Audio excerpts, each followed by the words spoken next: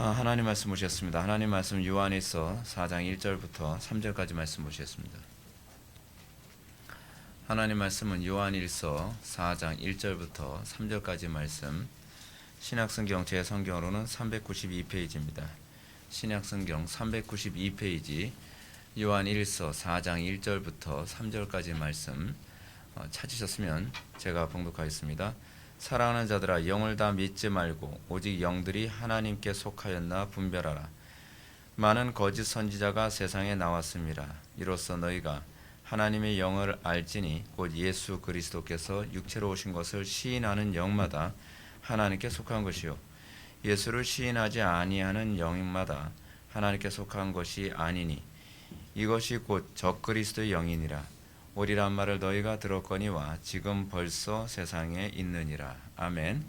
이 시간은 서양 철학과 신학 역사 13번째 강의입니다. 초기 기독교 이단의 등장이라는 제목으로 하나님 말씀 증거하도록 하겠습니다. 초기 기독교 이단의 등장. 서론을 먼저 한번 좀 볼까요? 지난 시간 우리는 속사도 교부들에 대해서 대략적으로 살펴보았습니다. 이제 우리는 초대교회 때부터 출현했던 이단 사상에 대해 좀 살펴보는 시간을 갖도록 하겠습니다. 지난 시간에 우리가 속사도 하게 되면은 속사도가 어떤 사람들입니까? 그러니까 제자들 바로 다음 세대 그 사람들이 이제 속사도들이죠. 그러니까 사도들의 제자들이 이제 활동했던 그 시기와 그리고 우리가 다음 시간에 살펴볼 부분인데요. 이제 변증 교부들이 등장하는 그 시점에 이게 같이 엉켜 있는 부분이다 보니까 이단을 먼저 언급하는 게 좋은지, 그러니까 초대교회 이단을 먼저 언급하는 게 좋을지, 그렇지 않으면은 속사도 이후에 언급하는 게 좋을지 고민을 하다가 제가 속사도 교부를 먼저 언급하고 그리고 그 즈음에 나타났던 이단 사상을 또 언급하고 그리고 나서 우리가 다음 시간에 변증 교부들을 이제 언급하게 될 겁니다. 변증 교부들이 이제 싸웠던 이 이단들이 사실 이 이단이고요. 또 이 이단들은 속사도 시대 때도 같이 또 싸웠던 아주 좀 그런 그 이단들이었습니다. 이 이단들이 나오게 되어진 배경을 오늘 좀 살펴보게 되면 우리가 오늘날 한국교회 안에서나 전 세계 교회 안에서 나타나는 이단들의 양태를 이해하는 데 상당히 도움이 많이 됩니다. 그러니까 여러분들 교회사를 잘 모르면 자꾸 속습니다. 어차피 이단은요, 나왔던 게 또 나오고 나왔던 게 또 나오고 나왔던 게 또 나오는데 그 나오는 이단들이 이름만 바뀌어요. 그러니까 여러분 보게 되면은 그 이단들도 보게 되면 이름 잘 바꾸잖아요. 뭐 어떤 이단이다, 예를 들어서 뭐 신천지다 하면서 이제 신천지 때문에 사람들이 막 뭐라고 막 그러면 이제 이름을 바꾸잖아요. 예를 들어 뭐 하늘과 땅 뭐 그런 뭐 이런 식으로요. 그럼 뭐 다른 이단인가 보다, 뭐 다른 종교인가 보다, 뭐 이런 식으로 그런 식으로 이제 이 사탄은 어느 시대든지 계속 이름과 어떤 성격만 살짝 바꿔서 계속 사람들을 미혹하는데 항상 이런 식으로 미혹을 하면 사람들이 항상 똑같이 반응을 해요. 그러니까 교회사를 여러분 열심히 배우는 게 굉장히 필요합니다. 좀 더 읽어볼까요? 초대 기독교 교회는 다양한 사상의 공격에 의해 신앙적 순수성을 위협받았습니다. 무엇보다도 기독교를 위협한 것은 유대 사상과 헬라 철학이었습니다. 그럴 수밖에 없겠죠. 기독교가 어느 토양에서 등장하게 된 거죠? 그러니까 일단은 헬라 지역이라고 하면 그리스잖아요. 그리스 지역은 주로 그리스 철학의 토양이 아주 단단하게 밑바탕에 깔린 상태였고요. 게다가 예수님이 탄생하셔서 활동했던 지역이 유대 땅이다 보니까 유대적인 사고방식, 유대적인 신학, 그 토양 위에 기독교가 등장했기 때문에 자동적으로 기독교는 탄생과 동시에 유대주의와 그리스 철학의 맹공격과 혼합과 이 혼란스러움이 뒤엉켜서 이 싸움을 해가면서 신학의 순수성을 찾아야 되는 그런 상황 속에 있었습니다. 그러니까 여러분, 제가 지난 시간에 말씀드렸나요? 지지난 시간에 말씀드렸나요? 제가 말씀드린 거 보게 되면은 철학이 어떻게 보면 기독교 신앙하고 비슷해 보입니다. 그리고 신약 성경에서 얘기한 가르침이 어떻게 보면은 헬라 철학하고 똑같은 얘기하고 있는 것처럼 보여주는 그런 표현들도 상당히 많이 있어요. 근데 똑같지가 않거든요. 완전히 다릅니다. 완전히 다른데 문제는 뭐냐면 그 신학적 접근에 대한 본질 그리고 구약에 대한 이해 이것에 대한 밑바탕이 제대로 되어 있지 않으면 표현만을 보고서 구약 성경이나 신약 성경도 플라톤주의 얘기하네, 신플라톤주의 얘기하네, 뭐 이런 식으로 해석이 되는 거예요. 대표는 예를 들어서 아브라함 카이퍼 같은 경우에는 오순절 성령 강림을 어떤 식으로 해석했다고요? 신플라톤주의로. 성령이 유출돼 가지고 각 사람에게 임한 것이라고 생각을 하는 거예요. 근데 그렇게 해석을 했던 이유가 뭐냐면 자기 자신에게는 그렇게 해석하는 것이 익숙하기 때문에 그래요. 자기의 사고방식에. 그래서 이제 그런 식의 토양 안에서 기독교가 등장했다는 것을 먼저 염두에 둬야 될 필요성이 있습니다. 이는 오늘날 성도들을 미혹하는 전형적인 방식이기도 하죠. 우리는 오늘 원시 기독교에 도전해온 이단 사상을 살펴보면서 오늘날 도전하는 이단의 특징을 좀 살펴보는 시간을 갖도록 하겠습니다. 자, 먼저 유대적 기독교를 한번 또 볼까요? 원시 기독교가 직면했던 최초의 교리적 문제는 기독교와의 관계였습니다. 여러분 그 신약 성경에서 사도들이 제일 어려워했던 게 뭐였죠? 이제 기독교, 그러니까 유대 풍토 안에서 예수님이 등장하셨고요. 예수님이 등장하셨는데 예수님께서 주로 하셨던 복음서에서 주로 하셨던 것이 뭐죠? 유대인들 또는 그러니까 좀 더 정확히 얘기한다면 바리새인들, 서기관들, 사두개인들이 구약 성경을 잘못 이해하고 잘못 해석했어요. 특히 이제 유대인들이 가지고 있는 신학적 문제는 뭐였냐면 장로들의 전통이었죠. 율법을 사람들이 지킬 수 있는 방식으로 자꾸 개량을 한 거예요. 그러니까 마치 뭐가 똑같냐면 그 코코아로 먹기 힘들면 뭘 만들죠? 초콜릿을 만드는 식으로 거기다 뭘 자꾸 가미하고 우리가 이제 소화해낼 수 있고 우리가 맛깔스럽게 느낄 수 있는 종교로 만들기 위해서 복음을 또는 율법을 자꾸 개량을 했어요. 개량을 하니까 예수님이 오셔서 뭐라고 말씀하십니까? 이 회칠한 무덤이라고. 독사의 자식들아. 막 그런 식으로 막 공격을 하죠. 근데 그런 식으로 공격을 할 수밖에 없었던 것이 뭐냐면 그 사람들은 나름대로 하나님 말씀대로 산다고 하는데 문제는 하나님 말씀 있는 그대로 살아가는 것이 아니라 하나님의 말씀을 가공을 해서 살아가고 있는 거예요. 가공을 하면서 살아갈 뿐만 아니라 사람들을 그렇게 가르쳤어요. 그래서 예수님께서 뭐라고 말씀하십니까? 너희들은 산과 들과 바다로 두루 돌아다니면서 사람들을 전도하고 나면 그 사람들을 배나 지옥 자식 만든다는 거예요. 근데 흥미로운 게 뭐냐면 그 당시에 예수님을 잘 믿었던 사람들은 유대교 신앙생활을 잘 못했던 사람들이에요.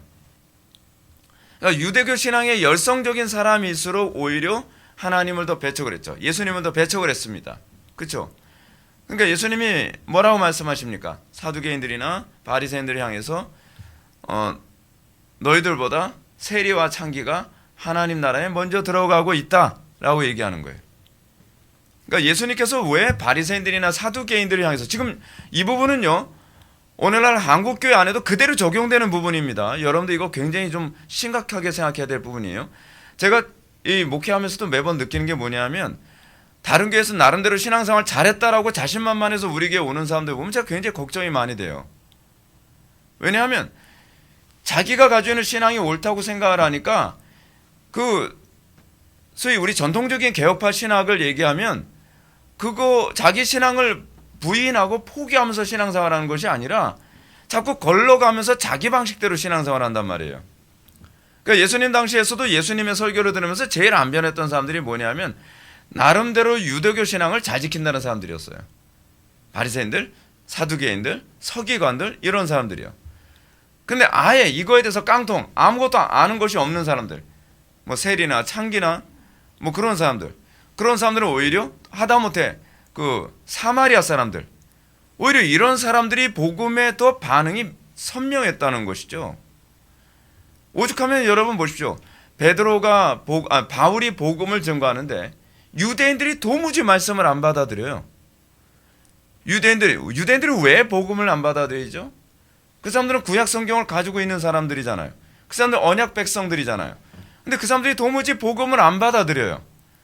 그러니까 바울이 뭐라고 얘기합니까? 내가 너희들에게는 더 이상 하나님 앞에서 내가 부끄러울 게 없다. 신발의 먼지를 털어버리고 나는 이제 헬라인들, 이방인들에게 복음을 증거하러 가노라. 여러분 이게 굉장히 이거 고민 많이 해야 될 부분입니다. 제가 요즘에 실제로 많이 느끼는 게 뭐냐면 제가 그러잖아요. 제발 다른 교회 있는 사람 우리 교회 오라고 얘기하지 마. 좀 불신자 전도 좀 하세요. 전도 좀. 제가 그런 얘기 하잖아요. 왜 불신자들 전도하라고 제가 말씀드리냐면 불신자들이 오히려 복음의 반응이 더 선명해요. 제가 여러분한테 그런 말씀드리잖아요. 사람들이 간혹가다 이런 얘기해요. 저 그런 얘기 굉장히 많이 들었거든요. 무슨 소리냐면 목사님 이 교회는요 예수 안 믿는 사람들 처음 오면 적응이나 할까요? 그럼 제가 그런 얘기하죠. 적응은 여러분들보다 더 잘합니다. 기존에 다른 교회에서 신앙생활 좀 했다고 하는 사람들보다 복음을 더 정확하게 알아들어요. 왠지 아세요? 여러분들이 기존에 잘못된 것을 다른 교회에서 배워가지고서 우리 교회에 딱 온 사람들은 대부분 제 설교를 들으면요 들어오면서 뭔가 섞여요. 아 그러니까 이 얘기가 그 얘기구나. 그 얘기가 이 얘기가 아닌데 이 얘기가 그 얘기구나 하면서 자기 방식대로 해석하면서 사람이 자꾸 망가진단 말이에요. 근데 그게 예수님 당시에서도 동일하게 나타났던 부분이에요. 근데 이방인들은 그렇지가 않았어요. 이방인들에게 바울이 복음을 전하니까 사람들이 기뻐하고 그 사람들이 회개하고 그리고 열매가 선명하게 나타났죠. 이게 이제 초기 기독교 이단이 나타날 당시에 나타났던 그런 분위기이기도 했습니다. 근데 이제 이것과 관련해서 이제 이방인들은 헬라 철학이라든지 이방 종교의 영향을 받아서 그것이 문제였고요. 즉 또 기독교인들은 유대인들은 그 유대교라고 하는 나름대로 성경을 자기 방식대로 해석하던 그 방식에 기독교가 이게 자꾸 섞이려고 하는 이런 위험성이 동시에 공존하고 있었어요. 자, 이런 상황에서 오늘 갈라디아서가 이제 기록되는데 갈라디아서는 율법주의자들의 가르침을 반박하고 오직 구원은 믿음으로만 이루어진다라고 하는 가르침을 위해서 쓰여졌어요. 왜 갈라디아서가 쓰여졌을까요? 여러분 사도 바울이 기록한 두 개의 서신이 하나 있는데요. 하나는 로마서고요. 로마서는 이게 교리 서신이거든요. 근데 또 하나의 교리 서신이 있는데 갈라디아서였어요. 갈라디아서와 로마서는 둘 다 이제 교리 서신이거든요. 근데 이 교리 서신을 기록할 수밖에 없었던 중요한 이유 중에 하나가 무엇이었냐면 자꾸 이 유대교에 영향받은 사람들이 헬라인들 뭐 로마인들이라든지 그런 사람들한테 뭐라 얘기하냐면 율법 지켜야 구원받아. 자꾸 이 소리를 한 거예요. 할례 받아야 구원받아. 자꾸 이런 소리를 한 거죠. 그러니까 사도 바울이 그거 아니다. 율법 지켜서 구원받는 거 아니고 행위로 구원받는 거 아니다. 근데 이런 것과 관련해서 얘기했던 것이 갈라디아서였거든요. 그래서 여러분 갈라디아서 6장으로 넘어가게 되면 갈라디아서에서 뭐에 관한 얘기가 나오죠? 할례에 관한 얘기가 나오죠. 그러니까 사도 바울이 이런 얘기하죠. 이면적 유대인이 참 유대인이 아니요 내면적 유대인이 참 유대인이라. 할례는 마음에 할지니 몸에 할 것이 아니다 라고 얘기하죠. 그래서 사도 바울이 뭐라고 얘기합니까? 사도 바울이 이게 흥미롭게 사도 바울이 갈라디아서에서 이렇게 얘기해요. 마음의 할례를 얘기하면서 결국 사도 바울이 뭐냐면 내가 육신의 스티그마 흔적을 가져노라라고 얘기한단 말이에요. 굉장히 좀 역설적인 표현 아닌가요? 그 흔적은 뭐냐면 할례 흔적을 얘기하는 것이 아니라 고난의 흔적을 얘기하는 거거든요. 근데 그 고난의 흔적을 통해 말하고자 하는 것이 마음의 할례 받은 자에게 나타나는 증거가 고난의 증거라는 거예요. 이 얘기는 근데 바꿔서 얘기하면 뭐냐면 유대인들은 안 그랬다는 거예요. 유대인들은 몸의 할례는 받았는데 고난의 흔적이 없어요. 자 봐요. 오늘날 기독교인들 잘 보십시오. 오늘날 기독교인들 보면 내가 기독교인이라고 하는 것에 대한 프라이드가 강한 사람들이 좀 많아요. 이거 뭐 요즘은 또 그렇지도 않은 것 같긴 한데. 그래서 예수 안 믿는 사람들 보고 마귀새끼라고 막 그런단 말이에요. 그렇게 얘기하면 곤란해요. 근데 문제가 뭐냐면 그 사람들에게 자기는 기독교인이다라고 하는 소위 세례받은 증선이 있을지 모르나 그들에게 예수 믿음에 대한 고난의 흔적, 십자가의 흔적이 없다는 게 문제죠. 사실 갈라디아서에서 말하고자 하는 게 그거거든요. 자 보십시오. 우리는 예수 믿는다고 하면서 우리가 예수를 위해서 고난받은 흔적이 있나요? 우리가 예수를 믿는다고 하면서 예수 믿는 자다운 그런 표징 같은 게 나타나나요? 안 그렇잖아요. 안 그렇잖아요. 근데 갈라디아서에서 사실은 사도 바울이 그런 얘기를 지금 하고 있는 거거든요. 유대주의자들의 위선들, 너희들이 뭐 율법을 가지고 있고 너희들이 구약 성경을 가지고 있다고 얘기를 하는데, 문제는 너희들에게 그리스도로부터 주어진 그 고난이 있냐. 그러면서 사도 바울이 갈라디아서에서 궁조로 목표라는 게 뭐냐면, 율법을 통해서 너희들에게 자유를 뺏으려고 하는 자들을 경계해라. 그 부분을 경계를 했던 것이 바로 갈라디아서였습니다. 자, 그럼 한번 볼까요? 기독교와 유대교 사이에 제기된 문제들을 볼까요? 첫 번째는 뭐냐면 율법주의죠. 율법주의. 근데 이 문제는 그때만의 문제가 아니라 오늘날에도 있는 문제 아닌가요? 오늘날에도 교회 안에 율법주의 되게 심하죠. 근데 사람들 율법주의는 잘못된 거야. 뭐 어디서 이렇게 주워 듣긴 주워 들었어요. 근데 율법주의하고요, 복음 안에서 율법에 충실하게 사는 거는 또 구분을 못해요. 그죠? 여러분, 제가 질문을 던질게요. 우리나라 사람들 이제 사지선다에 굉장히 능하니까 주관식 하면 잘 못하잖아요. 그러니까 이지선다로 할게요. 율법주의가 더 독하게 율법을 지킬까요? 아니면 복음주의가 더 율법을 독하게 지킬까요? 2번이죠? 2번 아닌가요? 반응이 없어요. 2번이잖아요. 2번.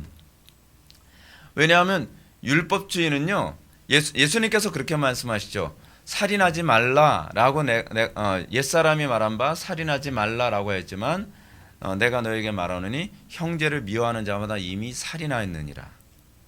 간음하지 말라라고 옛사람들이 말하였지만 내가 너에게 말하노니 마음에 음욕을 품고 여자를 보는 자마다 이미 간음하였느니라. 여러분, 복음은 마음에서부터 지켜서 율법을 지키는 것이 복음이고요. 율법은 마음은 없는데 행동만 지키는 것이 율법이에요. 그래서 소위 이런 거예요. 우리 그런 얘기 하잖아요. 별로 사랑하지 않아요. 사랑해. 그래서 우리는 뭐라 하니까 그 영혼 없다고 얘기하잖아요. 영혼 없다. 그 율법주의의 문제가 그예요. 율법주의. 그래서 영혼이 없어요. 사랑을 실천하는데 그 안에 사랑이 없어요. 근데 복음 안에서의 율법을 지키는 것은 그 율법을 지키는데 그 안에 사랑의 동기 때문에 율법을 지키는 거죠. 겉으로 보면 어떤 면에서는 차이가 안 나는데 율법을 지키는 강도는 복음 안에서가 훨씬 강도가 세죠. 예. 그런 얘기입니다. 율법을 지키는 여러분, 율법주의자들은 십자가 안 집니다. 근데 복음을 담대한 사람은 율법을 지키되 십자가를 져 가면서 율법을 지킵니다. 강도가 차이가 굉장히 크죠.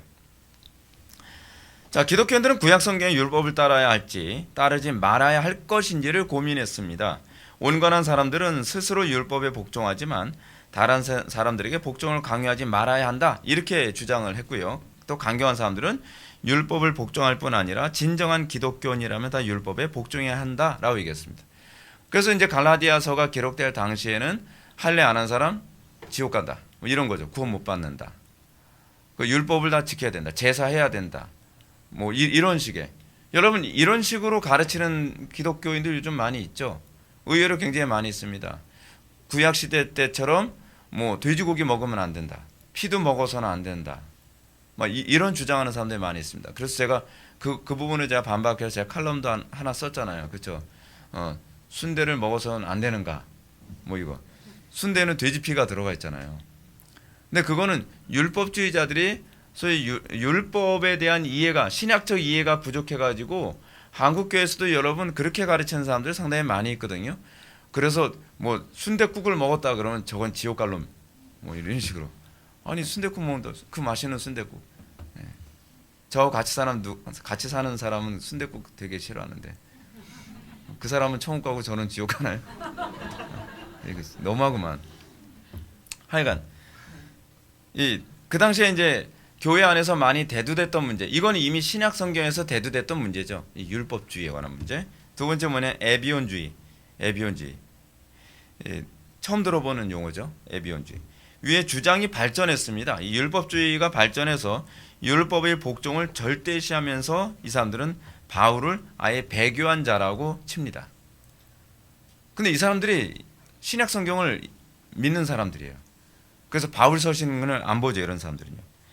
예수님도 시작부터는 하나님의 아들이 아니었으나 율법을 완수하면서 하나님의 아들로 인정됐다라고 이렇게 봅니다. 여기서 이제 나오는 것이 양자론이 되는 거예요. 그러니까 예수라는 인간이 있었는데, 인간 예수가 있었는데요. 예수라는 인간이니까 굉장히 이상하게 되는데, 인간 예수가 있었습니다. 인간 예수라는 사람이 있었는데, 이 사람은 그냥 일반 사람이에요. 일반 사람인데, 이 사람이 율법을 굉장히 열심히 잘 지켰다. 이 유대인이.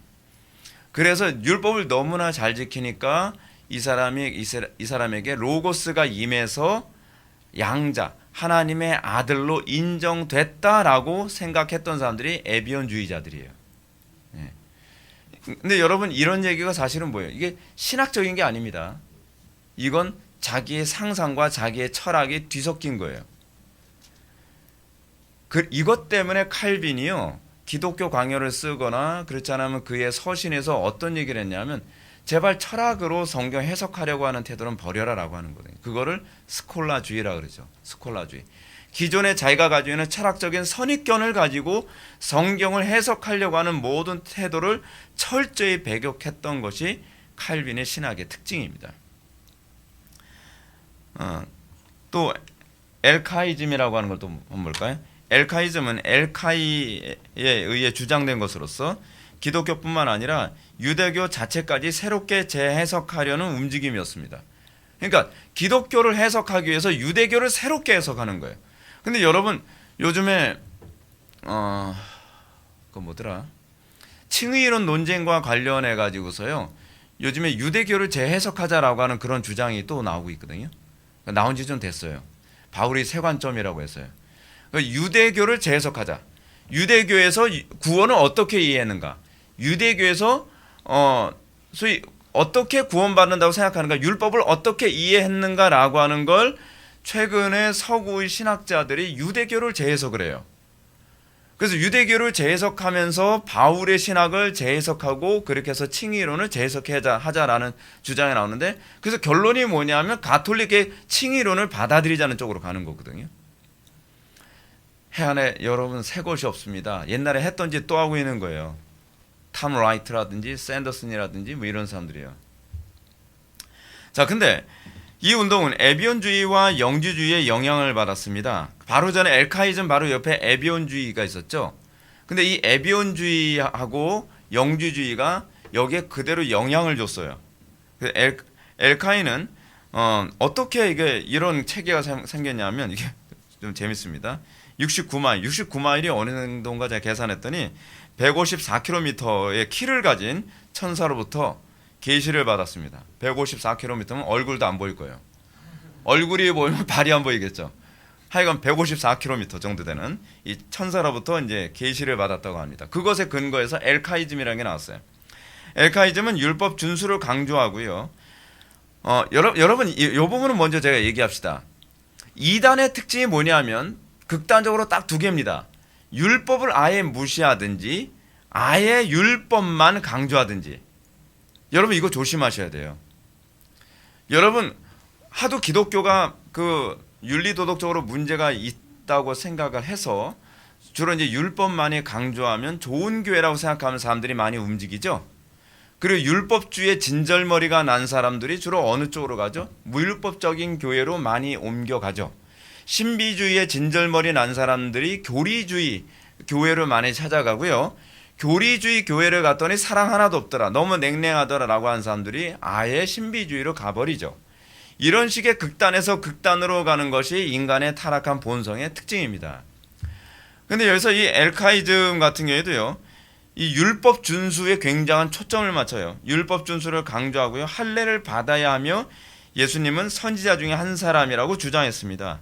더구나 이 점성술적인 사색, 숫자풀이술 및 이원론적 경향을 가지고 있었습니다. 여러분 좀 납득이 안 가죠? 어떻게 점성술적인 거? 지금 한국교회 이거 하고 있어요. 한국교회에서 어떻게 하죠?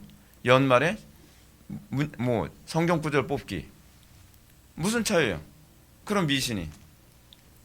연말에 여러분 말씀 뽑기 딱 해가면서 그거 가지고 일종의 이건 점성술적인 거 아닌가요? 일종의 그 미신적인 것 아니냔 말이에요. 여러분 교회 안에 이런 미신적인 요소들이 굉장히 많이 들어왔는데 옛날에도 다 그랬던 거예요. 근데 저는 이해가 안 돼요. 그런데도 그런 교회 계속 다니면서 그래도 우리 교회 좋아요 그런 거 보면 한국교회 교인들의 수준이 지극히 굉장히 낮은 거예요. 너무 낮으니까 말도 안 되는 이상한 이단들이 막 난립을 해도 거기에 사람들이 다 후딱후딱 넘어가는 거죠. 신천지의 사람들이 이렇게 넘어가는 거 보면 참 이해가 안 돼요. 여러분 남의 교회를 뺏는 것을 어떻게 그것이 하나님의 일이라고 생각을 합니까? 그렇잖아요. 그거는 도덕적으로 안 믿는 사람들도 도덕적으로 납득이 안 되는 거거든요. 근데 사람들이 얼마나 이 소위 신학적 수준이나 윤리적 수준이 한국 사람들이 낮은지 신천지의 그런 가르침 보면 야 이건 상식 이하다 하면서 나와야 되는데 그걸 그대로 받아들여요. 왜 받아들일까요? 욕심 때문에 그래요. 지금 우리나라가 지금 도덕성이 좀 굉장히 심각한 수준인데 그게 괜히 그런 게 아닙니다. 우리나라 사람들이 돈은 많아가지고 굉장히 그 화려하게 입고 다니고 좋은 차 타고 다니고 뭐 문명적인 혜택을 많이 받고 있을지 모르지만 좀 죄송한 얘기지만 의식 수준은 아직 너무 낮습니다. 선진국 시민이라고 얘기하기엔 굉장히 낮아요. 근데 그걸 끌어올리는 건 기독교가 해주는 일이지 정부가 해주는 일은 아닙니다. 기독교가 정신을 차려야 됩니다. 근데 이 엘카이즘이 후에 이슬람의 창시자 모하메드에게 영향을 줍니다. 그래서 사실은 모하메드 이 무슬림이 사실은 어디서 나오냐? 기독교 이단에서 나온 거예요. 여러분 굉장히 끔찍하죠. 온갖 이단들이요 사실은 거의 기독교가 잘못 가르쳐지는 것으로 인해서 나타나는 경우가 굉장히 많습니다. 그러니까 여러분 우리 기독교가 정말 조심해야 되는 게 오늘날 기독교를 굉장히 괴롭히는 수많은 이단들이 굉장히 많이 나타나잖아요. 예를 든다면은 미국의 그 몰몬교 같은 거, 마리아 성도 예수 그리스도 뭐 그런 종교 있잖아요. 그거 다 기독교에서 나온 이단들이잖아요. 기독교에서 나온 이단들이 사회를 얼마나 많이 파괴시키는지 몰라요. 근데 교리를 중요시 여기지 않을 때 이단이 나타나고요.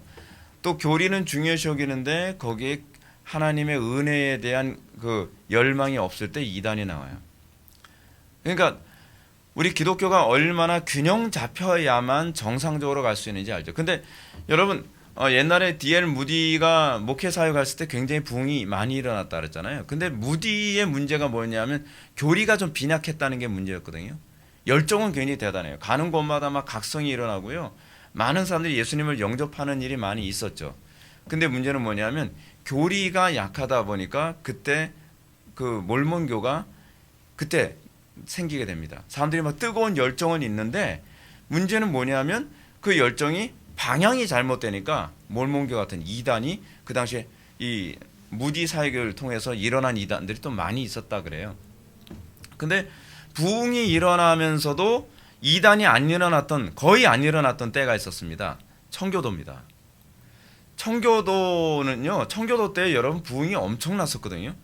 청교도에 관한 책들을 이렇게 읽다 보면 지금 상상도 못할 만한 부흥이 얼마나 많이 일어났는지 몰라요. 그 당시에는 여러분 성찬 예식을 통해서도 부흥이 일어났었습니다. 청교도 시대 때는요. 성찬 예식을 거행하는데 하나님께서 너무나 강력하게 임하니까 거기서 각성과 회개가 일어나는 거예요. 그래서 그 성찬 예식과 기도가 10시간이 지속되는 일까지도 생겼다 그럽니다. 근데 그렇게 놀라운 성령의 역사가 일어나고 그랬음에도 불구하고 이단이 거의 나오지 않았던 이유가 뭐냐면 교리적으로 너무 정확하니까 이 열정의 방향이 잘못 갈 이유가 별로 없는 거예요. 그러니까 우리 개혁파 교회가 항상 기도와 말씀을 잘 균형 잡혀서 가야만 이런 부작용이라는 것이 생기지 않을 것이라는 것을 항상 염두에 두어야만 합니다. 근데 사람들이 자꾸 그런 얘기 하잖아요. 목사님 블로블로 할 땐 좋은데 뭐 교리 얘기하면 너무 지루하고 힘들어요. 블로블로가 무조건 좋은 게 아닙니다. 뜨거운데 뜨거움의 방향이 명확하지 않으면 그 뜨거움은 더 위험합니다. 그러니까 저는 열심이 있다는 걸 무조건 좋아하는 건 위험하다고 생각을 해요. 항상 그 열심은 어떤 방향으로 가느냐가 중요한 거거든요. 방향이 잘못된 열심은요, 열심이 없는 사람보다 더 위험합니다. 교회 안에서 교회를 굉장히 힘들게 만드는 부류가 있죠. 그런 부류, 가장 심각하게 만드는 부류가 누구냐면 열심은 있는데 그 열심이 자기 열심인 사람, 그렇죠? 너무 열심히 그 특심하여 김장떡을 묻는 것까지도 그냥 지나칠 수가 없는 거예요. 예. 그래서 그것 때문에 맨날 싸워요. 목사님 제가 기도해봤는데 김장떡은 여기랍니다. 아니 여기가 땅에 여기보다는 이쪽이 뭐 태양의 위치도 그렇고 믿음으로 기도해 보니까 여기에요. 그러면서 막 그런 사람들 통해서 교회가 풍비박산 나고 뭐 아수라장 나고 우리 그런 경우 되게 많이 있잖아요. 그러니까 여러분들 항상 내 열심이 항상 올바른 열심인가를 점검해 볼 필요성이 있습니다. 그것은 교리가 그 부분에 대해서 점검을 할 수 있도록 해주죠. 열심이 필요합니다. 틀림없이 성경 우리에게 뭐라요? 뜨거워야 된다고 얘기하고 있죠. 열심을 품으라라고 얘기하고 있죠. 근데 그 열심은 항상 방향성은 점검되어져야 될 열심입니다. 자, 이제 우리가 영주주의 봅시다. 영주주의를 여러분 영어로 이렇게 보게 되면 그노스틱시즘 이렇게 돼 있죠. 이게 헬라어에서 나온 겁니다. 안다라고 하는 말이 이제 히브리어로 야다인데 그 히브리어 야다를 헬라어로 번역하게 되면은 기노스코라고 이렇게 돼 있거든요. 기노스코하고 그노시스 되게 비슷하죠. 이 그노시스에서 이 기노스코에서 나온 게 그노시스입니다. 그러니까 헬라어에서 아는 것, 지식이죠, 지식. 근데 원래 헬라어에서 근데 이 지식 또는 이 그노시스 또는 기노스코, 헬라어로 기노스코라고 하는 이 말은요, 그냥 명제적 지식을 얘기하지 않습니다. 우리가 그냥 암기하는 그 지식이 아니라 헬라인들이 기노스코 또는 그노시스라고 하는 이런 말을 할 때는 항상 어떤 의미를 가지고 있냐면 부부가 서로 잠자리를 같이 함으로써 아는 것 이런 거 할 때 사용되는 용어가 이 그노시스 또는 그노시스라고 하는 표현이거든요. 근데 이 지식이 문제가 뭐냐면 이 영지주의자들은 우리는 명제적 지식은 별로 중요하지 않다. 중요한 건 그 지식을 내가 경험한 지식이냐가 중요하다. 맞는 얘기죠.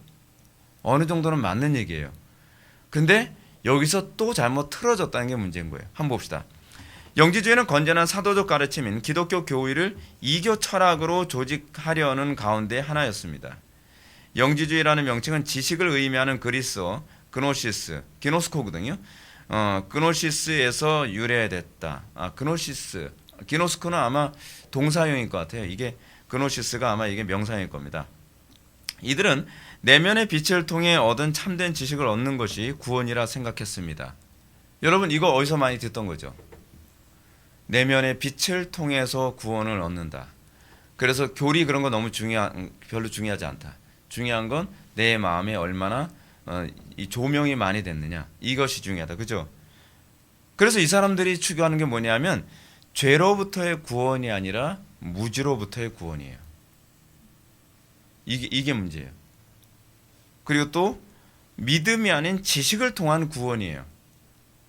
근데 여러분 이런 식으로 구원을 그러니까 은연중에 이해하게 되는 사람들이 우리 개혁파 쪽에 많다니까요. 이건 우리 개혁파 쪽에서 오히려 조심해야 될 부분이에요. 그런 사람들이 에이 무슨 소리예요. 이 사람들이 신비주의예요. 그렇죠. 신비주의죠. 근데요 상당수의 많은 사람들이 내가 지식이 부족해서 구원의 확신이 없었다라고 생각하는 사람들이 굉장히 많다니까요. 그래서 우리 개혁파 교회 안에 들어와서 공부만 들이따는 사람들이 있어요. 맨날 공부해요. 그래서 저 새로운 거 깨달았어요. 교리를 새롭게 알면서 정말 근데 정말인데 정말 그분 사는 거 보면 정말 아니에요. 근데 여기 여러분 우리가 근본적으로 지식이 우리를 구원하지 못한다는 걸 기억하셔야만 합니다. 근데 많은 사람들이 여기서 헷갈리기 시작을 하는 거예요. 자기가 머리로 아니까 실질적으로 자기가 이것대로 살고 있다고 생각을 하고 있는 그런 착각이 자꾸 빠지거든요. 그러니까 제가 여러분한테 계속 강조하는 게 그거잖아요. 여러분들이 회개에 합당한 열매를 맺는지 맺지 않는지가 중요한 거라고.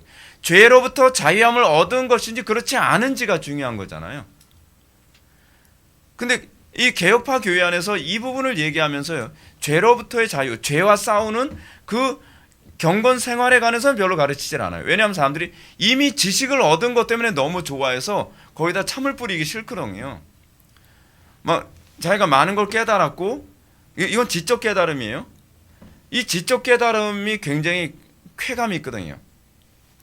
그 지적 깨달음에 대한 쾌감으로 즐거워하는 사람한테 궁극적으로 그게 중요한 것이 아니라 하나님과의 관계, 죄로부터의 자유가 중요합니다. 그 말씀대로 살면서 죄로부터 자유하게 됐나요? 그 말씀대로 삶을 통해서 삶 속에 날마다 복의 근원으로 살아가는, 삶 속에서 날마다 하나님의 영광을 드러내는 삶을 살아가나요? 라고 하면 되게 부담스러워하는 거죠. 근데 사실은 궁극적으로 우리는 교리의 목표가 뭐냐면 하나님의 영광을 위해서 살고 이웃을 위해서 살게 되어지는 그 열매거든요. 그리스도와 연합된. 근데 많은 사람들이 내가 지식이 있으니까 난 구원받았다고 생각하는 경향이 많이 있거든요. 그리고 나는 그 지식을 인정하니까, 적어도 회복의 교회에서 가르치는 교리 저는 부정 안 해요. 그러니까 난 구원받은 거 아닌가요? 아니요. 지식을 인정하는 것과 그 지식을 믿는 건 별개 문제입니다. 그렇잖아요. 지식을 인정하는데, 예를 들어서 여러분 그렇게 한번 생각해 봅시다. 어떤 아이가 난간에 매달려 있어요. 근데 아빠가 밑에서 야 받아줄게. 근데 아이가 아빠 제가 뛰어내리면 받아줄 거라고 인정하겠는데요. 뛰어내리지 못하겠는데요. 지금 우리가 그거란 말이에요. 뛰어내리는 게 믿음이지 그 지식을 인정하는 게 믿음이 아니란 말이에요. 근데 우리는 여기서 굉장히 혼란을 느껴요. 내가 인정하니까 믿고 있다고 생각을 하는 거죠. 영지주의자들이 가지고 있었던 혼란 중에 하나도 사실은 그거였어요. 근데 여기서 좀 더 발전한 거죠. 영지주의자들은 그 지식이 아니라 내면의 지식이라는 거예요. 내면의 지식. 그 남들이 깨닫지 못하는. 그래서 이 영지주의와 가장 근접한 이방 종교가 뭐냐면요, 바로 불교입니다. 불교에서 그 해외 유학 갔다가 돌아온 그 스님이 한 분 있었죠. 원효대사. 원효대사가 해외 유학을 가려고 그러다가 뭐 비바람 피해서 어둠컴컴한 밤에 동굴 속에 들어갔는데 너무 목이 타요. 목이 타. 목말라. 그런데 여기 보니까 무슨 바가지에 물이 이렇게 담겨 있는 거예요. 이게 뭐지? 웬 바가지지? 그래서 이제 일단은 목마르니까 이제 들이켰어요. 오우 시원하다. 그래서 한숨 자고 딱 일어났더니 깜짝 놀랐죠. 왜냐하면 그 바가지가 그냥 바가지가 아니었죠. 자기는 적어도 플라스틱 바가지든지 무슨 바가지든지 그럴 줄 알았는데 해골 바가지였던 거예요. 해골 바가지로 물을 들이키고 나서 깜짝 놀라서 득도했도다. 그런 거죠. 그럼 뭐예요? 유학 끝. 나 이거 깨달으려고 유학 가려고 했는데 나 깨달았잖아요. 그 원효대사가 내려와서 드디어 이제 설파하기 시작하는 거죠. 설법하기 시작하는 거죠. 그래서 득도했으면 뭐예요? 구원을 받았다고 생각을 하는 거예요. 그래서 여러분 불교에서 이 득도를 위해서 뭘 하죠? 면벽 수양이라는 걸 하죠. 그게 지식이에요. 영지주의자들이 얘기하는 지식이라는 게 그거예요.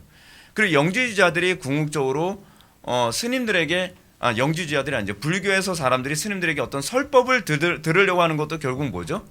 이 영지를 얻기 위해서, 영적 지식을 얻기 위해서 듣는 거예요. 그래서 내가 스님 드디어 깨달았습니다. 하산하여라. 네, 그러면서 하산하는 거죠. 그 사람들의 하산의 목적이 뭐냐면 지식을 쌓는 것이 아니라 소위 득도하는 거예요. 득도. 면벽 수양을 통해서 득도하죠. 근데 중요한 게 뭐냐면 그들이 이 득도를 위해서 하는 게 뭐냐면 관상이라는 거예요. 이게 불교, 이 영지주의와 관련되어 있어요. 이제 뒤에서도 잠깐 언급을 하겠지만 사막의 교부들 또는 사막의 수도사들이라는 사람들이 있거든요. 우리가 뒤에 이제 그 나그 한마디 문서라는 걸 이제 보게 될 텐데, 나그 한마디 문서가 과거 영지주의 문서거든요. 근데 그 영지주의 문서를 가지고 사막에서 수도사들이 돌을 닦았어요. 근데 그 돌을 닦는 방법이 뭐였냐면 영적 지식을 얻기 위해서 관상을 했거든요. 그게 가톨릭에서 하는 관상 기도예요. 그리고 그 관상 기도를 통해서 뭐예요? 깨달음을 얻죠. 깊이 관상을 하게 되면 그 관상을 통해서 모세도 만나죠. 그리고 엘리야도 만나죠. 예수님도 만나죠. 바울도 만나요. 그들이 이제 스피릿 가이드죠. 근데 그런 사람들 통해서 깨달음을 얻는다고 생각을 하는 거예요. 그게 영지예요. 영지주의. 자, 그러니까 영지주의는 기독교 가르침에서 헬라적, 동방적 요소, 즉 플라톤주의 이원론, 동방의 신비주의, 바벨론의 점성술 등을 혼합한 사상입니다. 이게 다 섞여 있어요. 근데 여러분들이 만약에 관상기도 같은 걸 받아들인다고 한다면 이게 같이 들어온다는 걸 알아야 돼요. 지금 한국교회가 이 관상기도가 뭔지도 제대로 연구도 안 해보고 막 받아들여서 이거 하면 뭐 교회가 성장한다더라, 이걸 하니까 교인들이 좋아하더라.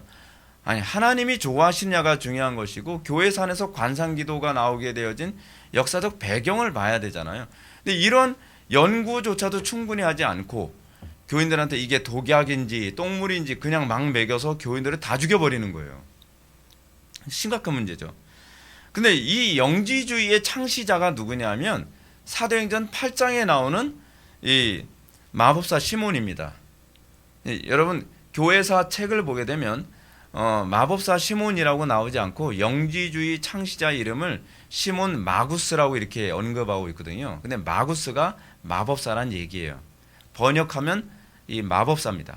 그러니까 마법사 시몬을 헬라어로 시몬 마구스 이렇게 얘기한 거죠.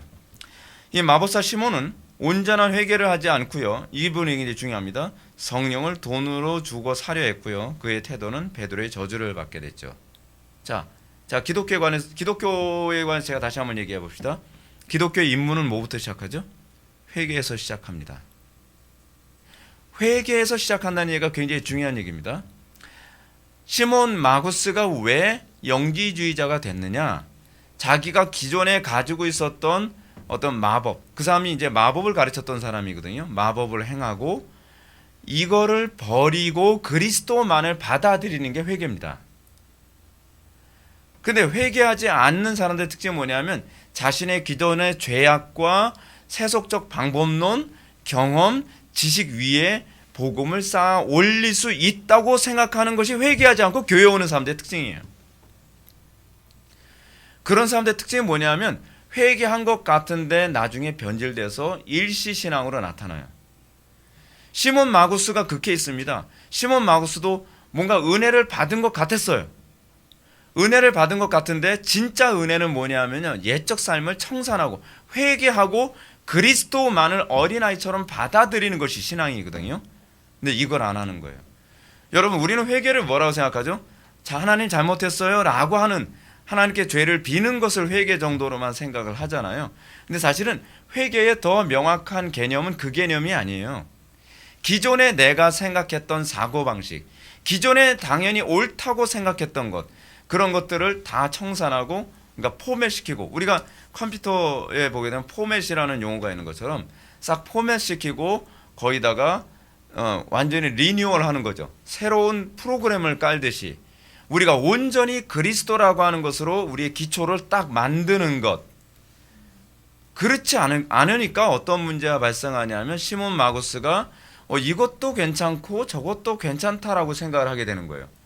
그래서 자기의 마법사적 이 행태와 기독교적 가르침을 섞었어요. 그러면서 뭐가 나타나요? 영지주의가 나타나게 된 거예요. 그래서 제가 여러분한테 계속 그 말씀 드리는 거예요. 여러분들이 제가 목회하는 방식 때문에 굉장히 가혹하게 느껴질 수도 있습니다. 뭐냐면 여러분들이 기존에 다른 교회에서 신앙생활했던 것, 기존에 잘못 배웠던 것 철저히 회개하지 않으면 제가 싫은 소리 자꾸 하죠. 저도 싫은 소리 하고 나서 집에 가서 굉장히 제가 싫어져요. 굉장히 피곤해지거든요. 너무 힘들어요. 왜냐하면 이런 얘기하면 여러분들 싫어하잖아요. 근데 여러분, 제가 알아서 그런 거거든요. 기존에 여러분들이 가지고 있었던 경험, 기존에 여러분들이 다른 교회에서 신앙생활했던 방식들, 거기다가 여러분 저한테 배운 걸 쌓아 올려봐야 여러분들에게서 나올 것은 없어요. 베드로가 잘못 가르쳐서 영지주의가 된 게 아니고요. 이 사람이 배운 것이 너무 수준 낮은 사람한테 배워서 영지주의가 된 것이 아니라 자기 것을 안 버리고 거기다 섞었기 때문에 영지주의가 된 거거든요. 근데 이게 오늘날 한국교회 안에서 계속 반복돼요. 그래서 제가 안타까운 게 그거예요. 그걸 안 버리려고 하다 보니까 나중에는 우리 교회에서 적응 못하고 뛰쳐나가는 경우가 상당히 많이 있단 말이에요. 꼭 이렇게까지 신앙생활 해야 되나요? 꼭 이렇게까지 피곤하게 살아야 되나요? 진짜 피곤하게 사는 게 뭔지 몰라서 그래요. 우리 신앙의 선배들은 엄청 피곤하게 살았거든요. 근데 이렇게 살지 않으면 여러분들은요, 예수를 안 믿는 거하고 다를 바가 없어져요. 신앙은 섞이는 게 아닙니다. 신앙은요, 깨끗해야 돼요. 어린아이 같아야 돼요. 그 과정 없이 여러분들이 올바른 신앙의 궤도에 설 수가 없습니다. 그러니까 자꾸 신앙의 기본적인 자세가 안 나오는 사람들 보면 제가 막 여기까지 올라갔다가 내려오고 여기까지 올라갔다가 내려오는데 저 부분을 버려야 되는데 저거 안 버리면서 신앙생활 잘할 수 있다 자꾸 우기니까 제가 자꾸 뭐라고 하는 거거든요. 근데 트루스트미 제발 믿어주세요. 네. 정확하게 가야 돼요. 저도 지금 목사지만 저도 이 궤도에 올라서는데 몇 년 걸렸는지 아세요? 한 10년 걸렸어요. 당연히 옳다고 생각하는 것 다 포맷시키고 다시 점검하고 그리고 올바른 것으로 하나씩 채워가면서 우리 청교도들, 우리 개혁자들, 우리의 신화의 선배들이 당연히 가장 옳게 갔다라고 하는 것으로 정리하는 데 저도 10년이 걸렸습니다. 그러니까 저는 여러분들이 더 빨리 갈 수 있었으면 좋겠다 싶어요. 세월이 그렇게 많지가 않잖아요. 그러니까 빨리 포기하세요. 영지주의 특징 보시겠습니다. 영지주의는 기독교적 주제를 빌려 철학으로 왜곡시킨 겁니다. 기독교를 받아들였는데 철학을 한 번 더 꼬았어요. 거기다가 신비주의를 한 번 더 꼬아요. 자꾸 꼬아요. 그 형태가 점점 이상해져 가요. 형태가. 여러분들 제가 이 얘기 먼저 해볼게요. 만약에 사도 바울 선생님이 오늘날 한국교회에 딱 왔다면 기독교라고 생각할 수 있는 교회가 몇 교회나 될까요? 그런 생각 해보셨나요? 사도 바울 선생님이 오늘날 한국에 딱 오면 야 대한민국에는 기독교가 없는 것 같은데 어디서 처음 이상한 그 변형된 종교들이 가득한 것 같아. 좀 그렇게 생각할 것 같아요. 여러분 지금 우리는 이 시대 안에서 살고 있으니까 그냥 이렇게 사는 게 당연한 것처럼 보일 수 있을지 모르지만 우리의 신화의 선배들 아니 사도 바울까지 갈 필요 없이 청교도들한테까지만 가도 그렇게 보일걸요. 제가 왜 이런 말씀을 드리냐면 미국에는 개혁파 목사님들 그런 목사님들이 한국교회에서 설교하고 한국교회 모습을 보면서 굉장히 충격을 받는 게 그거예요. 한국교회 교인들이 예배 시간에 막 열정적으로 막 주여 살려 막 이러면서 막 기도하는 거 보면은 이야 정말 뜨겁구나. 기독교인들 정말 대단하다. 근데 밖에 나와 보면요 기독교인들이 없대요. 기독교인처럼 보이는 사람이 없대요. 이게 지금 우리나라 기독교의 문제거든요. 영지주의처럼 굉장히 우리는 많은 게 혼합되어져서 막 들어왔어요. 그래서 교인들이 조화들하기 위해서 교회에서 뭐 요가도 가르치는 교회도 있고요. 그 교회에서 막 그 철학을 가르치는 교회도 있어요. 그러니까 순수 철학이 옳다고 생각해서 가르치는 교회예요. 우리 교회는 철학을 비판하기 위해서 가르치는 거지만 철학이 굉장히 좋은 거라는 식으로 가르치는 교회, 뭐 인문학 가르치는 교회, 뭐 이상한 걸 막 자꾸 섞어요. 교회 안에 뭐 스포츠 센터도 막 뭐 세워놓고 뭐 여러 가지. 따라서 선과 악, 영적인 거소가 물질 또는 육체라는 차원에서 이 사람들은 이원론을 추구합니다. 교회 안에 이원론 추구하는 교회도 굉장히 많이 있거든요. 실제로요. 또한 천상의 나라를 플레로마라 하고요. 이 천상의 나라 중앙에는 선하신 하나님이 계신다고 그렇게 생각을 합니다. 그 주변에는 이온들이 동심원을 그리며 존재하죠. 지극히 선하신 하나님은 신약 성경의 하나님이라고 생각합니다. 이온들은 지극히 선하신 하나님으로부터 발출됐다고 하고요. 그리고 선하신 하나님과 가장 가깝게 있는 이온이 이성과 진리이고 끝맺는 이온이 소피아 즉 지혜라고 생각합니다. 소피아가 외도에서 조물주를 낳았다고 하는데 이 조물주가 구약의 하나님이라고 이렇게 보는 거예요. 제가 이게 영주주의가 가지고 있는 이원론입니다. 그러니까 얼마나 하나님을 인간적인 방식으로 이해를 했는지 알 수 있죠. 여러분 영지주의자들은 선, 악, 그리고 영적인 것은 선하고 물질적인 것 또는 육체적인 건 악해라고 생각하는 경향이 많이 있죠. 근데 여러분 상당수 교회 안에서요 자기 몸을 학대하는 것이 신앙이라고 생각하는 그 교회가 있어요. 근데 그런 교회들은요 금식을 굉장히 많이 강조해요. 금식해야 영이 맑아진대요. 금욕을 강조해서 그래야 영이 맑아진다는 거죠. 영이 맑아진다는 게 뭘 의미하죠? 제가 왜 이런 질문을 던지냐면 성경에 영이 맑아진다는 표현이 없기 때문에 그래요. 영이 맑아진다라는 표현이 사실은 영지주의적 표현이거든요. 근데 그것이 우리한테 되게 익숙하잖아요. 영이 맑아진 것 같아. 막 영이 맑아져서 요즘엔 천사도 가끔가다 보여요. 그래서 그걸 막 잘못 이해하고서 막 영이 맑아졌다 얘기하니까 나 영이 맑아졌나 봐. 뭐 막 그렇게 돼 버리죠. 그래서 물질은 악하다고 생각을 하니까 또 어떤 분이 저보고 그랬다 그러잖아요. 제가 전도사 시절 때 어떤 분을 이제 어떤 집사님이 길거리에서 딱 만났는데 굉장히 반가워요. 그러면서 전사님 나중에 목사님 되시면 가난하게 사십시오. 그러잖아요. 왜 제가 가난하게 살아야 되죠? 그러니까 목사님은 가난하게 살아야지 그 경건하죠. 아니 그럼 집사님 제가 한마디 제가 덕담 드릴게요. 뭔데요? 집사님도 좀 가난하게 사세요. 제가 왜 가난하게 살아야 돼요? 저는 평신도인데요.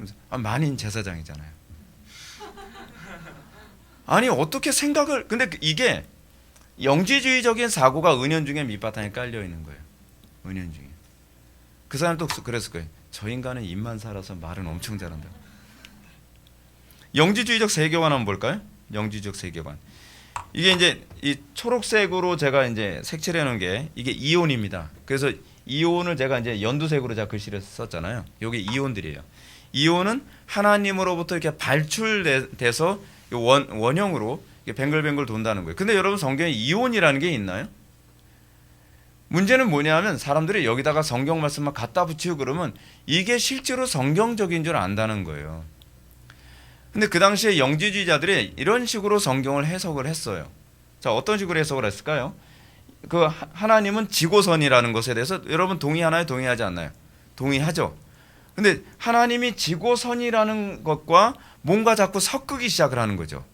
근데 이 지고선은 어떤 하나님이냐면 이 하나님은 신약의 하나님. 그리고 창조주는 뭐예요? 여기 보게 되면 바깥에 이제 창조주가 있거든요. 창조주는 이온 밖에 있어요. 외도했거든요. 네. 그리고 하나님 주변에 진리, 지혜, 이성, 예수 뭐 이런 그 종류들이 아주 선하다고 생각을 하는 거예요. 왜 외도라는 표현을 사용했을까요? 창조주가 물질은 악하다고 생각하기 때문에. 그래서 이 영지주의적 마인드를 가진 사람, 여러분 로마 가톨릭은 영지주의적 마인드가 굉장히 많거든요. 그 신부들이 사제들이 자기 자신을 이제 소위 영성 훈련하기 위해서 몸으로 자학하는 것도 막 하고 그러잖아요. 어떤 사람이 신부 출신이었다가 이제 개종한 사람이 있었는데 제가 신학교 딱 갔는데 막 방마다 막 자기 몸을 자해하는 소리가 막 나요. 찰싹찰싹 막 때리는 소리면서 야, 난 저게 안 되던데 전 대단하다. 진짜 대단하다. 부럽다. 그래서 문틈을 딱 봤더니 책상에다 막 아야! 자기 몸에다 하기엔 너무 아프니까 책상에다 그냥 아야! 막 그래서 그러면서 똑같구나. 막 그런 생각을 했었대요. 근데 여러분 너무 웃기잖아요, 진짜. 예. 근데 여러분 이게 그런 식의 사고가 뭐냐면 이게 영지주의적 사고 때문에 그래요. 근데 실제로 로마 가톨릭이 가지고 있는 신학적 체계 자체가 신플라톤주의, 그 플라톤주의, 영지주의 이게 다 뒤엉켜 있는 철학적 체계거든요. 그러니까 엄밀히 따지면 그래서 로이디누스 목사님이 로마 가톨릭을요 이단이라고 안 보는 이유가 거기 있는 거예요. 그냥 이방 종교예요. 용어만 기독교 용어를 사용했을지 이방 종교죠. 여러분 영지주의는 이방 종교지 이건 이단이 아니거든요. 이런 식의 개념이 기독교라는 명칭으로 세계를 지배하고 있는 것이 바로 로마 가톨릭입니다. 그래서 로마 가톨릭은 바르게 신앙생활하는 사람들 엄청나게 많이 학대하고 죽이고 그랬잖아요. 왜냐하면 기독교가 아니기 때문에 그렇습니다. 자, 영지주의가 사람들에게 인기가 있었던 이유를 한번 봅시다. 이게 흥미롭습니다. 영지주의가 사람들의 인기를 끌었던 이유는 구원론적 관심 때문에 그렇습니다. 여러분, 하나님 영광에 관심이 초점이 맞춰지면 사람들이 안 좋아합니다. 사람들이 주로 어디에 초점을 맞출 때에 그 종교에 환호하냐면 구원론에 초점을 맞출 때 환호합니다. 흥미로운 얘기 해드릴까요? 이 땅에 있는 모든 종교들은요 다 구원론에 초점이 맞춰져 있습니다. 그렇죠? 아닌 종교가 없어요. 신의 영광을 위해서 또는 이웃에게 선을 행하기 위해서 존재하는 종교는 없어요. 어떤 종교든지 다 구원과 또 자기의 행복과 관련을 맺고 있어요. 그래서 자기의 구원과 행복을 위해서 그 종교를 선택하는 거예요. 그래서 이방 종교들은요, 굉장히 많은 종교 중에 나를 가장 행복하게 해줄 수 있는, 또는 나를 가장 풍요롭게 해줄 수 있는 그런 어떤 신을 선택하죠. 우리나라도 원래 다신 종교였잖아요. 기독교가 들어오기 전에. 예를 들어서 뭐 그 복을 주관하는 신은 어디 있어요? 주로 이제 선왕당에서 비나이다, 그렇죠? 그리고 주로 뭐 임신을 주관하는 신은 뭐예요? 삼신할매. 삼신할매한테는 비나이다, 그렇죠? 그러니까 선택해서 찾아다녀요. 예. 근데 기독교는 그렇지 않죠. 기독교는 하나님이 우리를 선택해. 완전히 정반대예요. 이게 이방 종교와 기독교의 근본적인 구별됨이거든요. 우리는 구원론 중심이 아니에요. 우리는 구원은 부수적인 거예요.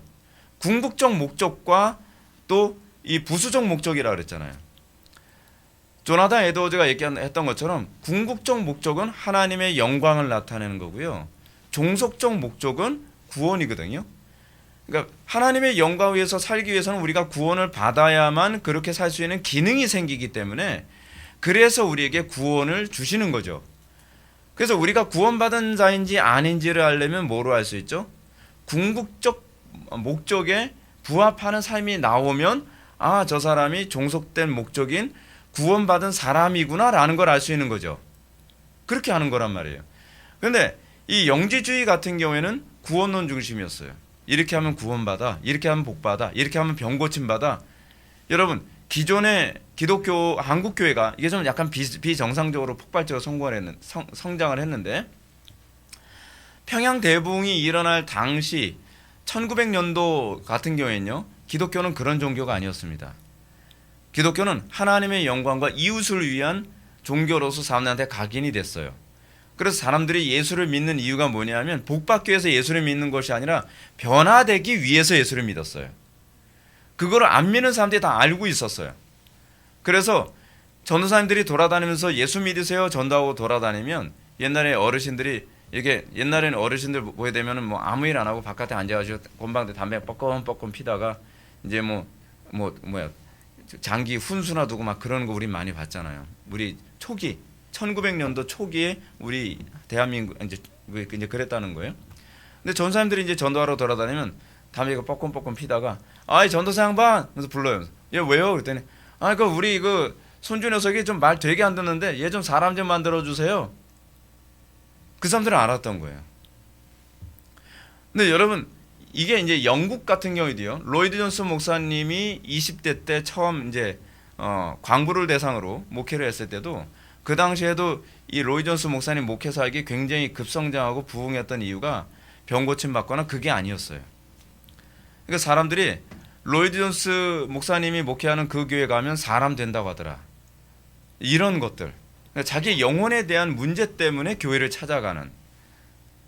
그래서 어떤 사람이 막 그 술집에서 술을 마시는데 막 너무 자기 자신에 대해서 자괴감이 생겨. 나는 이놈의 술 때문에 가정 다 박살나고 뭐 내 인생도 다 박살나고 그래. 막 못 견디니까 같이 술 마시는 사람이, 이보게 그 요번에 로이드 존스라고 하는 젊은 목사가 요번에 여기 부임해 왔다는데 거기 한번 찾아가 봐. 거기 설교 듣고서 변화돼서 술 끊었던 사람이 한둘이 아니야. 그러니까 그것 때문에, 자기 영혼의 문제 때문에 심령이 가난해서 찾아가고. 그래서 로이드 존스 목사님이 막 광부들 대해서 설교를 딱 하면 막 흰색 선이 쫙 생겼대잖아요.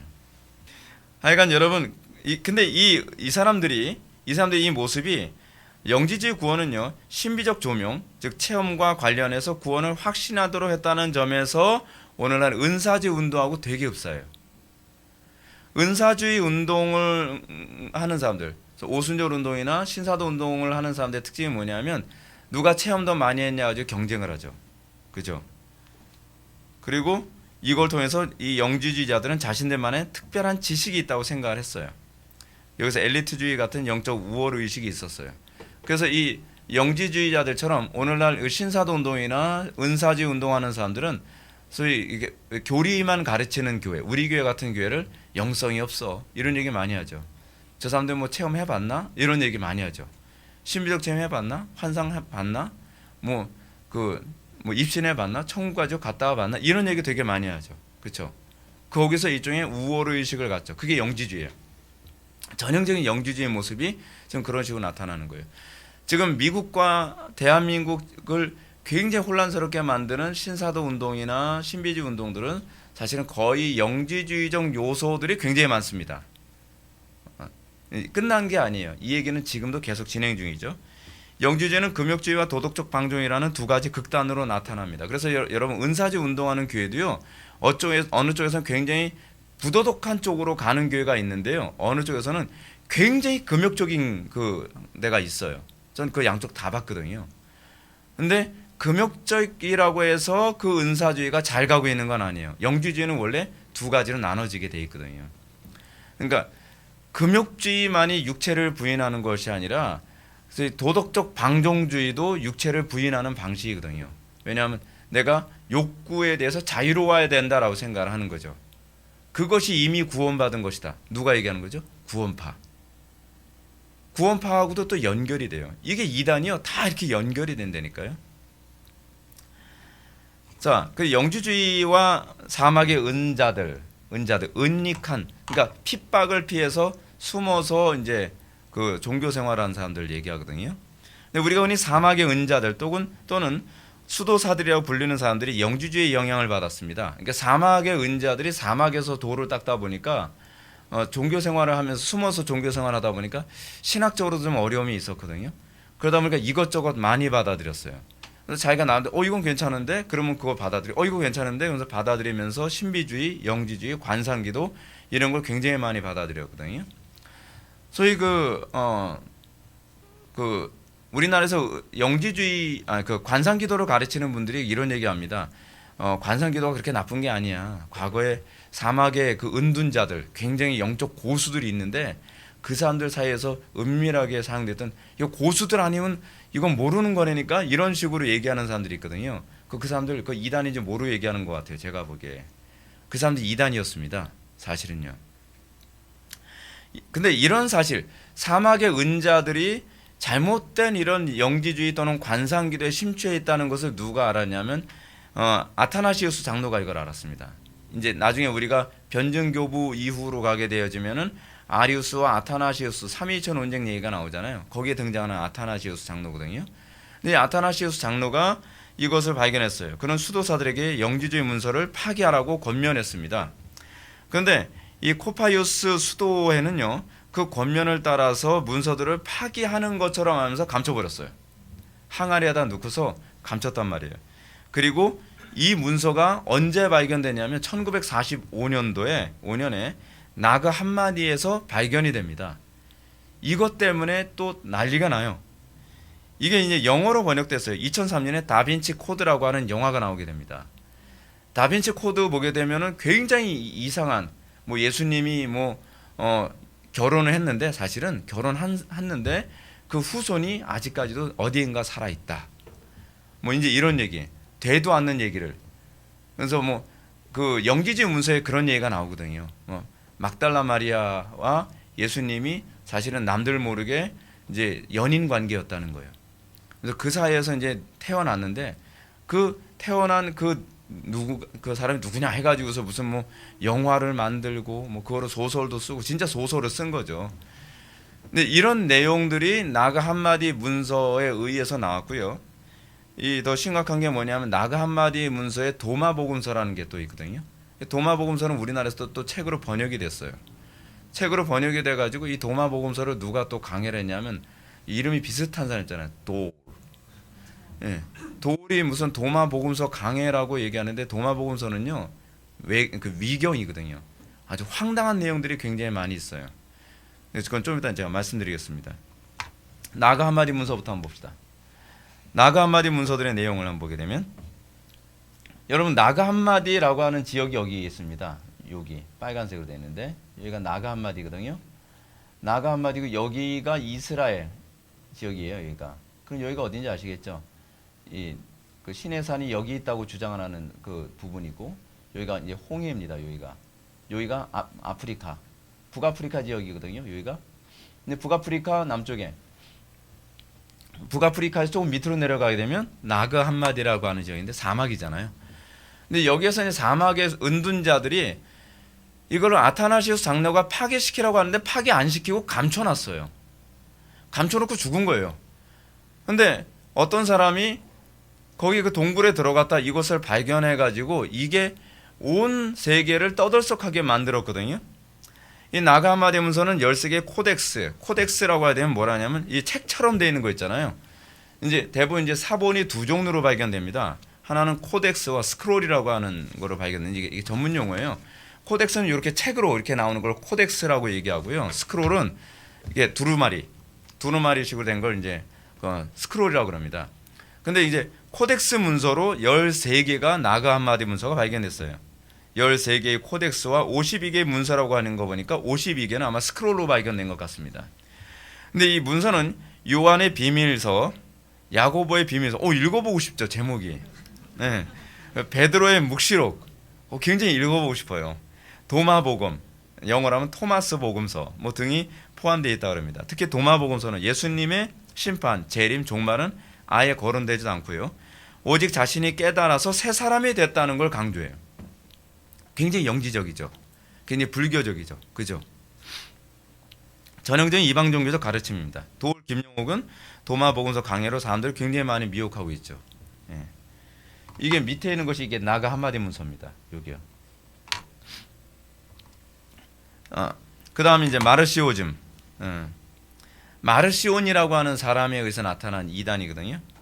마르시온은 발렌티누스와 함께 대표적인 영지주의자입니다. 그러니까 영지주의에 의해서 영향을 받은 그 이단이 이제 말시온이죠. 그러니까 소위 말시온이라고 주로 얘기하거든요. 근데 이 말시온은 유대주의 요소를 제거하기 위해서, 그러니까 나름대로는 기독교에서 유대주의적 요소를 제거해야 돼 해가지고서 애를 쓴 거죠. 때문에 이들은 죄인들을 용서해 주시는 하나님은 구약의 창조주 하나님이 아니라 다른 하나님이라고 생각을 했습니다. 그냥 구약의 하나님도 좀 잔인하잖아요. 네. 구약의 하나님은 잔인하고 뭐 자비도 없고, 그리고 구약의 하나님 보게 되면 뭐 헤렘해가지고서 가나안 땅에 들어가면 씨를 말려버려, 다 죽여버려 막 그러고요. 그리고 이스라엘 백성들 조금 잘못하면 막 땅이 갈라지게 해서 다 막 빠져 죽게 만들고, 홍해 바다에 뭐 애국 군대 다 진멸시켜 버리고, 뭐 인정사정 없잖아요. 얼마나 무서워요. 그러니까 인본주의적 관점에서 봤을 때 구약의 하나님과 신약의 하나님이 좀 다른 것 같다는 거예요. 그래서 구약의 하나님은 좀 약간 저급한 하나님, 신약의 하나님 뭐 이런 하나님, 이런 식으로 생각을 하는 거죠. 근데 이런 사고가 이 말시온에게서만 나왔던 사고가 아니라요, 19세기 자유주의 신학자들도 그 소리를 되게 많이 했어요. 그래서 구약과 신약의 통일성을 보지 않는 사람들이 되게 많이 있었거든요. 그러니까 이게 계속 반복돼요. 계속이요. 그래서 이제 말시온은요, 구약의 창조주 하나님은 보복의 하나님이시지만 신약의 하나님은 사랑의 하나님이라고 생각했습니다. 특이한 점은 이들이 교회를 세웠다는 거예요. 그 이전에는 이단들이 교회를 세우지는 않았어요. 영향만 줬지. 근데 말시온 때서부터는 교회를 세웠다는 것이 이제 이게 특이한 점이에요. 그리고 이들은 가현설을 주장했죠. 가현설. 예수님, 영지주의자들이 봤을 땐 물질은 악하잖아요. 근데 예수님이 육신을 입고 오셨다고 하는 걸 믿을 수가 없는 거예요. 그래서 요한복음에 뭐가 나오죠? 말씀이 육신이 되어 우리 가운데 임하시매 라고 하는 얘기를 그렇게 시작한 것이 뭐냐면, 그때 이미 영지주의가 등장했기 때문에 그래요. 오늘 본문에서도 보게 되면은 2절, 먼저 1절부터 봅시다. 사랑하는 자들아, 영을 다 믿지 말고 오직 영들이 하나님께 속하였나 분별하라. 많은 거짓 선지자들이 세상에 나왔습니다. 영들을 다 믿지 말고 했을 때 이 영들은 뭘 얘기하는 거냐면 거짓 선지자들을 얘기하는 거거든요. 근데 이로써 너희가 하나님의 영을 알지니 곧 예수 그리스도께서 육체로 오신 것을 시인하는 영마다 하나님께 속한 것이요, 예수를 시인하지 아니하는 영마다 하나님께 속한 것이 아니라. 이게 바로 이제 영지주의 때문에 이런 말씀을 기록해 놓은 겁니다. 그리고 이 가연설은 이제 뭐냐면, 그래도 자꾸 예수님 육신을 입고 오셨다 그러니까 이 영지주의자들, 소위 말시온 같은 사람들이 원하냐, 그러면 예수님 발자국 봤어? 뭐 이렇게 우겨대기 시작하는 거예요. 좌파도 우기듯이. 뭐 발자국 봤어? 뭐 이런 식으로 자꾸 우겨대는 거예요. 그리고 예수님이 십자가에 못 박혀 돌아가셨잖아, 막 이렇게 얘기해. 그래서 예수님께서 십자가에 못 박혀 돌아가셨다는 것과 또 요한복음에 보게 되면 뭐가 나오냐면, 물과 피를 흘리는 것, 그리고 또 예수님이 빵을 드심, 그 부분이 요한복음은 되게 자세하게 수록되어 있거든요. 그 그 이유가 뭐냐면 예수님이 실제로 육신을 입고 오셨다는 것을 입증하기 위해서 사도 요한이 가장 마지막에 죽은 그 사도니까 이런 것을 기록한 거였습니다. 그러니까 예수님이 실제로 고난을 받은 것처럼 보이는데 이제 또 우기는 거죠. 그거 고난 받은 것처럼 보이는 거야. 실제로는 아니라니까. 예수님이 뭐 빵을 드신 것처럼 보인 것뿐이야. 이런 식으로. 그래서 그걸 가현설, 가짜 현상이라고 주장하는 겁니다. 몬타니즘. 몬타누스는 이교도 제사장으로 주후 155년경에 세례받고 기독교로 개종했습니다. 세례를 받고 자신이 얼마 있다가 성령을 받았다고 또 떠들어요. 그래서 종말을 예언하기 시작합니다. 그리고 곧바로 두 명의 여인 프리스킬라와 막시밀라가 가세에서 이제 예언을 하기 시작을 합니다. 몬타누스의 가르침은 종말과 관련해서 새로운 계시를 따라 새로운 시대가 시작된다는 주장이었습니다. 그들은 자신들에게서 계시 시대가 끝나고 세상의 끝이 온다고 믿었습니다. 그들 가운데 터툴리안이 몬테니안주의에 포섭되기까지 했어요. 우리가 이제 변증 교부 중에 천재적인 교부가 한 명 있는데 그 사람이 터툴리안이거든요. 터툴리안이 삼위일체라고 하는 용어를 처음 만들어낸 사람인데 이 사람이 원래 법률가 출신인 거로 제가 기억하고 있어요. 근데 이렇게 똑똑한 사람도 이 몬타니즘에 미혹이 돼가지고서 말년에 이단으로 넘어가 버려요. 그러니까 여러분 우리 마음 놓고 살면 안 됩니다. 항상 긴장해야만 합니다. 됐다 하는 섰다 하는 자는 넘어질까 조심하는 태도를 견지해야만 합니다. 자, 결론 들어가 있습니다. 우리가 이제 오늘 이 이단들을 보게 되면 아시겠지만 이단들의 공통점이 뭐냐면 이전 것을 다 싹 포맷시키고 거기에 기독교 신앙을 클리어하게 올려 세우지 않았다는 것이 문제입니다. 회개라고 하는 것을 통해서 예수를 믿어야죠. 회개 없이 담 넘어가듯이 예수 믿는 거 그런 거 존재하지 않습니다. 옛사람을 정과 육을 십자가에 못 박고 그리고 기존에 내가 당연히 알고 있고 당연히 믿고 있고 당연히 옳다고 생각하는 모든 것에 대한 완전한 부정 위에 이제 예수 그리스도를 세웠을 때에 문제가 생기지 않습니다. 우리가 이제 신앙생활하면서 굉장히 어려운 것이 뭐냐면 다른 교회에서 신앙생활한 거, 내가 잘못 배운 것들 그런 것들에 대한 완전한 부정 없이 거기다가 이걸 섞어버리는 것이 문제인 거예요. 근데 여러분들은 섞여 있는지 섞여 있지 않는지 잘 눈치를 잘 못 채지만 저는 되게 잘 보이는 경우가 많거든요. 근데 그런 부분을 얘기하면 대부분 사람들이 되게 싫어해요. 근데 그것을 기뻐함으로 받아들일 수 있으려면요, 굉장히 많이 낮아져야만 합니다. 굉장히 겸손해져야 되고, 그러니까 모든 것을 그 인간의 전적 타락과 전적 무능에 대한 그 인정으로 바닥을 칠 정도, 그 정도로 낮아져야죠. 그리고 난 다음에는 어떠한 조언도 들을 수 있는 상태가 되죠. 근데 그건 느껴져요. 저 사람은 얘기해주면 듣겠다, 안 듣겠다라고 하는 게 좀 느껴지는 사람도 있습니다. 근데 안 느껴지는 사람은 이제 잘 얘기를 안 해주게 되죠. 어떤 분 얘기해줬더니 그 다음날도 안 보이더라고요. 근데 사실은 그 부분이 죽어야만 비로소 예수님을 바르게 영접할 수 있는 거거든요. 여러분들이 이 마지막 때를 살아가면서 여러분들이 하나님 앞에서 내가 죽어야 될 부분이 뭔가, 내 지식, 내 경험, 내 철학, 그 부분이 완전히 십자가에 못 박히고 그리고 그리스도 안에서 새롭게 태어나는 놀라운 역사가 나타나야만 합니다. 그래도 여러분들 이 시대를 살아가면서 정말 길 잃지 않고 끝까지 완주하는 신앙생활을 할 수 있게 될 것을 믿으시기 바랍니다. 기도하시겠습니다. 거룩하시고 자비로우신 하나님, 우리가 오늘 이 시간 기독교 초기 이단에 대해서 살펴보았습니다. 이단의 문제가 우리 자신에 대한 철저한 부정 없이 그리스도를 믿으려 하는 그런 태도에서 나타나는 것임을 다시 한번 살펴보게 되었습니다. 우리에게 겸손함을 주시고 우리가 하나님의 말씀 앞에 우리의 정과 육을 십자가에 못 박을 수 있도록 인도하여 주옵소서. 주님께서 우리에게 고난을 통해 내가 가지고 있는 잘못을 드러내실 때 우리가 하나님께 또한 감사하고 우리가 더 아름답게 세워져 갈 수 있도록 복을 내려 주옵소서. 예수님의 거룩하신 이름으로 기도올옵나이다. 아멘.